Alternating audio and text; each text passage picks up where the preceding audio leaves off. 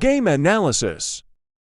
Hello my chess friends, welcome back to our channel. Today, we're taking a trip back to 1966 to explore a really cool chess match. It's all about two chess titans, Tigran Petrosian and Boris Spassky. Tigran Petrosian was the 9th world chess champion, and he won the Soviet championships 4 times. He was known for his impenetrable defense. He would frequently use his signature positional exchange sacrifice, and he beat several chess legends like Mikhail Tal, Bobby Fischer, Viktor Korchnoi.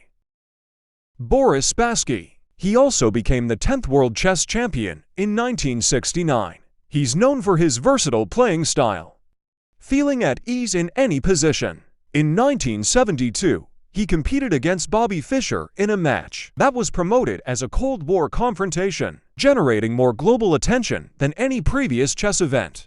They had this big showdown in Moscow, and we're going to see how it all went down. Get ready for some exciting chess moves and smart thinking. Let's jump right into the fun. Tigran starts with knight to f3, the ready opening. Knight to f6, g3, the king's Indian attack. g6, the symmetrical defense. c4, bishop to g7, bishop g2, and they both castled. Knight c6, knight c3, d6, and d5. Transposing to the Panno variation of the king's Indian defense. a6, black's idea is to proceed with rook b8 and b5, aiming to expand their control on the queen side. So Tigran plays d5 dislodging the knight. Knight to a5 attacking the c-pawn. Petrosian didn't want to defend with the b-pawn, as it would open up the scope for the dark square's bishop, and sets the stage for potential discoveries with the knight in the future.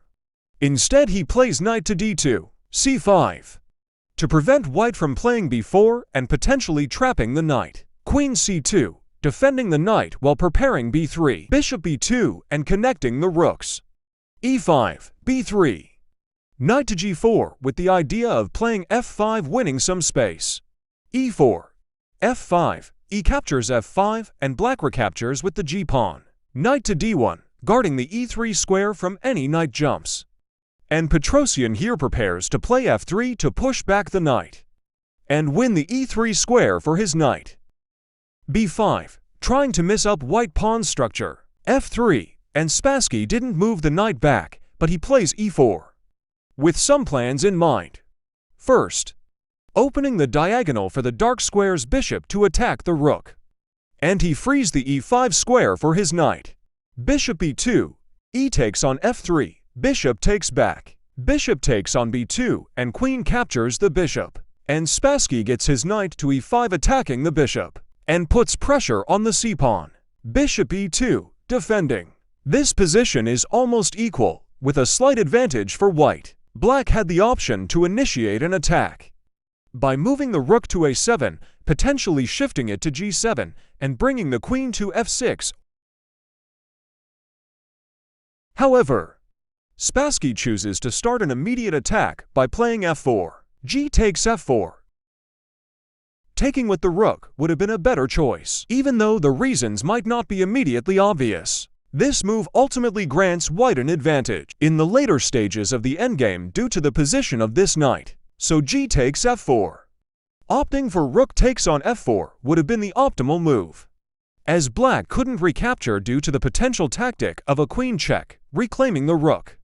But Spassky responds with bishop to h3, putting pressure on the rook. Trying to defend the pawn with rook to f2 would fail due to the previous tactic and putting black ahead with a tempo advantage, considering the bishop has already been developed. If he takes the knight on e5, it's a simple checkmate with queen g5, followed by queen g2. So, Petrosian makes the only move that maintains the slight advantage for white. The brilliant knight to e3, sacrificing the exchange. And Spassky goes for it. Bishop takes on f1. And the rook takes back. Knight to g6, go in for the f-pawn. And Petrosian ignores it and goes for bishop to g4, as he intends to follow with bishop to e6. Spassky stops the plan by capturing the f4 pawn with the knight, guarding the e6 square. Except, it is a big blunder. Petrosian seizes the initiative by sacrificing his other rook. A second brilliant move, rook takes the knight on f4, and the rook takes the exchange. Bishop e6 check. Spassky attempts to give back some material by blocking with rook to f7 in an effort to slow down White's attack. Petrosian continues the attack with knight to e4 while not allowing any queen checks. Queen to h4, attacking the knight and seeking some counterplay. Knight takes on d6, adding an attacker to the rook. Queen g5 check. With king to h1, the king secures a safe position, preventing any further checks from black. If black attempts to capture the knight, the game would end by black resignation. So Spassky did not play queen captures knight. Instead, he went for rook to a7, defending his other rook. Bishop takes and rook takes. Can you spot the winning move for Petrosian in this position? Pause the video and take a moment to consider the possibilities, and see if you can unravel the winning strategy. Please don't forget to subscribe, it means a lot for us.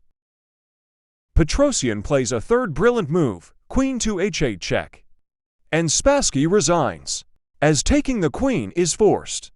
White follows up with knight takes the rook on f7, executing a beautiful royal fork, and White gets a knight and a pawn in advantage.